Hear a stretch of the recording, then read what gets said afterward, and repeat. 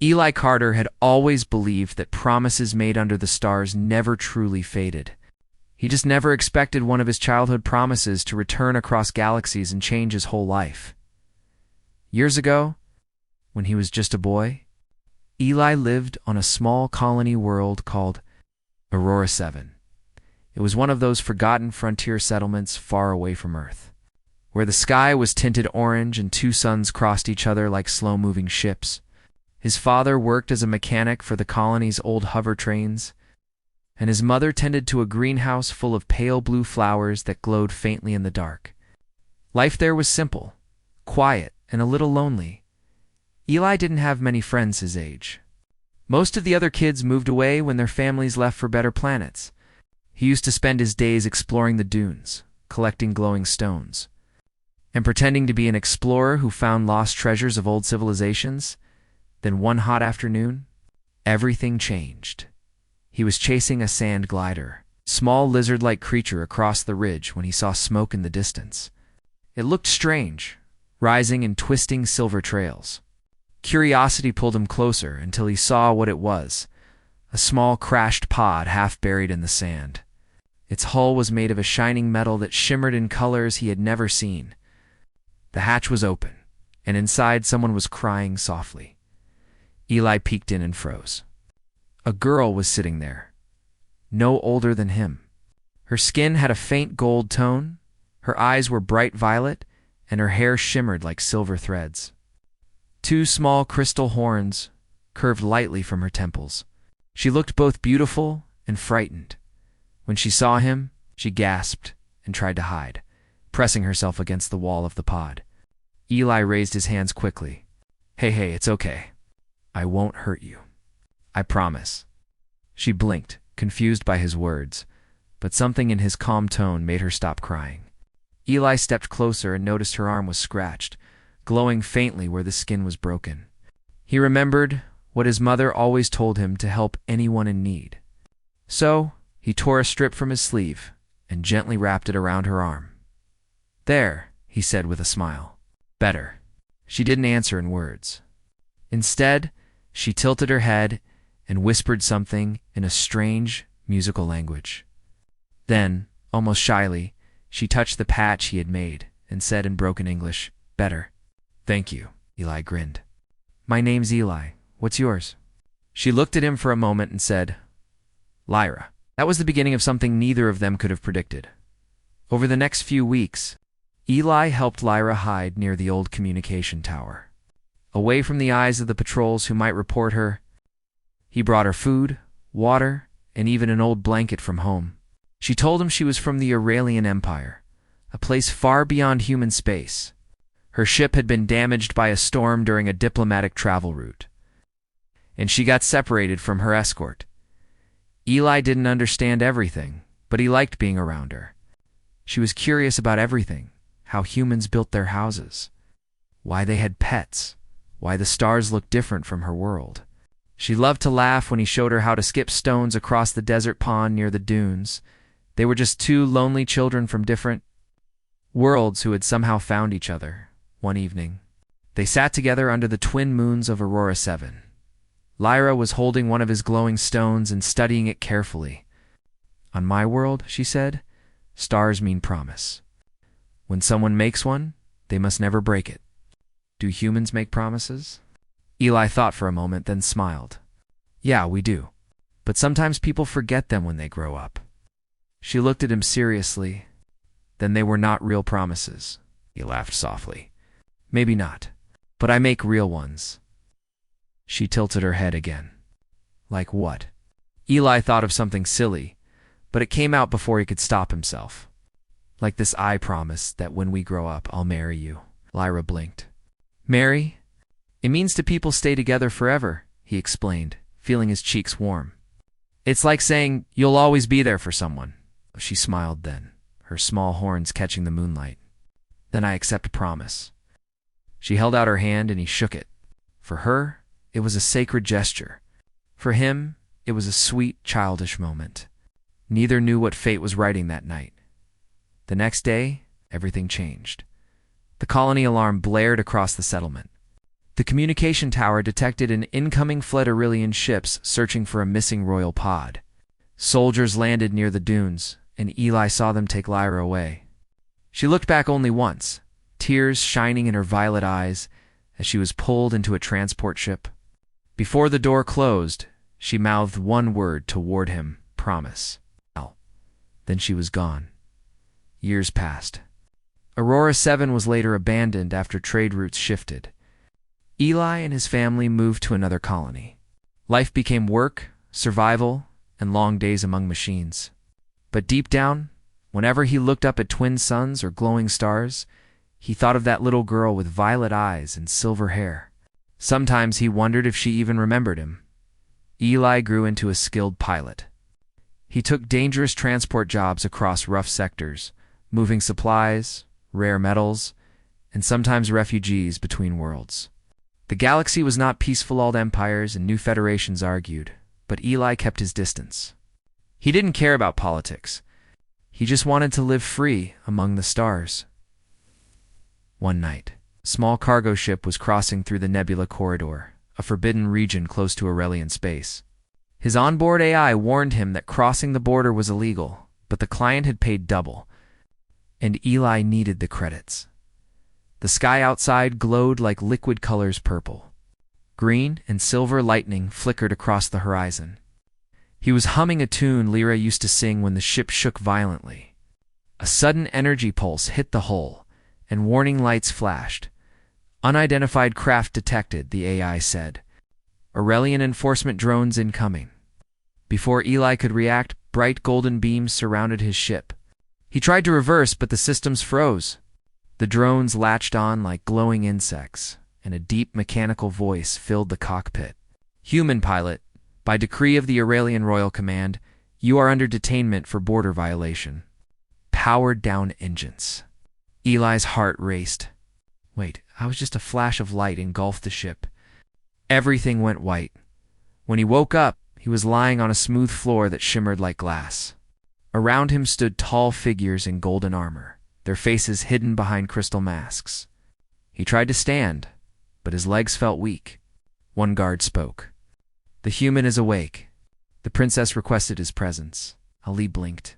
Princess. What princess? The guards didn't answer.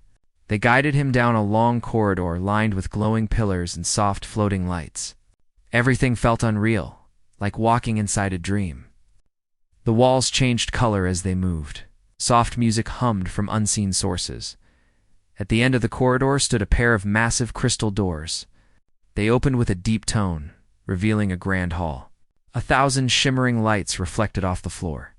In the center, seated on a throne that looked carved from starlight, was a woman. Eli froze. She had the same violet eyes, the same silver hair, though now it flowed like silk over her royal gown. Small crystal horns curved gracefully from her temples. Around her neck hung a pendant shaped like a glowing feather, the same kind Eli once made from glass and string when they were kids. It was Lyra, older, stronger, radiant, but still her, for a long moment. Neither spoke. The guards knelt, and silence filled the hall. Lyra rose slowly from the throne and stepped forward, her expression unreadable. Her voice, soft yet commanding, echoed through the chamber. Eli Carter of the human frontier, she said. Do you remember me? He swallowed, his mind spinning. Lyra. Her lips curved into a faint smile. You do remember, good. Eli looked around, still confused. What is this? Why am I here? Lyra stopped just a few feet from him. You once made a promise to me, long ago, under the twin moons of Aurora 7. Do you remember your words? He hesitated. His heart felt heavy, caught between disbelief and memory. I said I'd marry you someday. But Lyra, we were just kids. That was her eyes flashed with emotion, not anger, but something deeper. To humans, maybe it was a child's game. But to my people, a promise made beneath the stars is binding. It is the highest vow an Aurelian can receive. Eli stared at her, realizing with shock that she meant it. You're serious? I waited, she said quietly. For years. I thought it was foolish at first. But when I looked at how humans changed the galaxy, how you fought, built, and survived, I realized something. Your promise was not a lie. It was hope. The hall was silent except for the faint hum of light around them. Eli tried to find words, but nothing came. The girl he once saved was now a royal princess, maybe the most powerful person in the Aurelian Empire, and she was standing here, reminding him of a childhood vow. Lyra took another step forward. I searched for you, Eli. I found your name among frontier pilots. When I heard you had crossed into my space, I knew it was fate. He laughed nervously. Fate or arrest? Her smile softened. Perhaps both. The court whispered among themselves. Eli could feel the stares of alien nobles, their glowing eyes judging him. He knew how strange it looked, to humans standing before a princess of the Empire. He wanted to argue, to explain that he was no prince, no hero, but when he met her eyes again, the words died. Those eyes were still the same as the girl in the desert, the eyes of someone who once believed in promises. Lyra turned to the council behind her. This man is under my royal protection, she said firmly. He is not to be harmed. He will remain as my guest. Eli Carter did not sleep that night. The soft hum of the alien city below his balcony felt unreal, like he was living inside a dream that belonged to someone else. The walls of the guest chamber shimmered faintly, changing color with his breathing. Every now and then he heard music coming from somewhere deep in the palace, a slow, sad tune that reminded him of wind over the dunes on Aurora-7. He sat beside the window, looking at the twin moons above the glass towers. They were the same shape and distance as the moons of his childhood world. For a moment, he closed his eyes and saw Lyra again, not as a princess, but as the small, silver-haired girl laughing in the desert light, holding his hand and asking what a promise meant. He had forgotten her voice, but now he remembered every word. A soft sound came from the doorway. When he turned, Lyra was standing there, still in her royal gown, though her crown was gone. The golden embroidery glowed faintly in the dim light. She looked tired, almost fragile. Without the crown, she didn't look like a ruler. She looked like the girl he had once known. I hope they treated you kindly, she said quietly. Eli gave a small nod. If you call being watched by guards every 5 minutes kindness, sure. She smiled faintly. They do not trust humans. Some still see you as invaders from the frontier days. What about you? He asked, Do you trust me, princess? Lyra stepped closer until the faint glow of the walls touched her face. If I did not trust you, you would not be here. He sighed and looked away. I don't understand what you want from me, Lyra. You have an empire, a throne, a council of nobles who bow when you breathe. Why bring me here? Her answer came softly. Because you kept me alive once. And because you made a promise no one else ever made. Eli rubbed the back of his neck. We were kids. No children tell the purest truths, she replied. Adults learn how to lie. He looked at her, unsure how to respond. The years had changed her voice, but not the warmth in it. The silence stretched between them until she turned and walked to the balcony. The city stretched far below, like a field of stars. When they found me after the crash, she said, the council told me to forget the human boy. They said you were nothing, a stray from a dying colony. But I remembered. Every time I looked at the stars, I saw you laughing at me for not knowing how to whistle. Eli chuckled softly. You never did learn. No, she said, smiling sadly. But I learned how to wait. The quiet words hit him harder than he expected. He had lived so many years thinking that promise was a childish thing. Yet here she was, someone who built a world around that memory. Before he could speak, a faint sound echoed in the hall, a deep mechanical tone. Lyra's expression changed. She turned quickly. The council is coming, she whispered. They want to question you in the high chamber, Eli frowned. Question me? About what? About us. The high chamber was a vast, circular hall surrounded by floating pillars of light. The nobles stood in a half-circle, their clothes shimmering like molten glass. Lyra sat at the center throne, calm and poised, while Eli stood beside two guards. He felt completely out of place, a simple pilot in dusty boots among creatures who looked like living jewels. An elder noble stepped forward. "Your Highness," he began, his voice echoing like a chorus, "this human is a border violator. He crossed into Imperial space without clearance. By law, he must face judgment." Lyra's tone was calm. "He is under my protection." "Protection?" Another noble hissed. "You would defend a trespasser?" Lyra stood, her silver hair shining in the chamber light. "He is not a trespasser. He is my chosen bond." A shockwave of murmurs filled the hall. Eli froze. He had no idea what chosen bond meant, but judging by the nobles' faces, it was something enormous. The elder frowned deeply. "Your Highness, that is impossible. No Aurelian ruler may form a bond with an off-worlder. It would defy our ancient law." Lyra's voice remained steady. "Then the law must learn to change." Eli stared at her, speechless. He could feel the tension growing thicker with every word. The elder turned toward the guards. "Remove the human. We will discuss this privately," Lyra said sharply. "He stays." Her tone carried power. Even the guards hesitated. The lights around the room dimmed slightly, as if the palace itself listened to her command. The elder tried again. "Your Highness, you risked the throne." Lyra's eyes softened. "A throne is only a seat.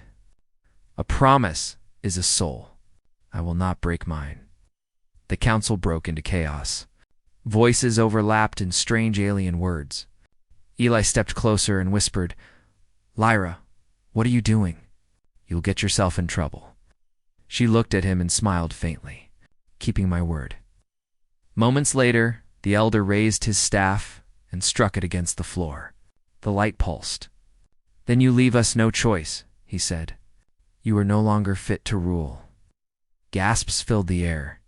Lyra stood still, her chin high. "If that is the price for keeping faith, I accept it." Before anyone could stop them, the guards stepped forward. Eli instinctively moved between them, but Lyra raised her hand. The guards froze mid-step, as if an invisible force stopped them. The chamber lights flickered and dimmed again. She turned toward Eli. "Follow me." "What?"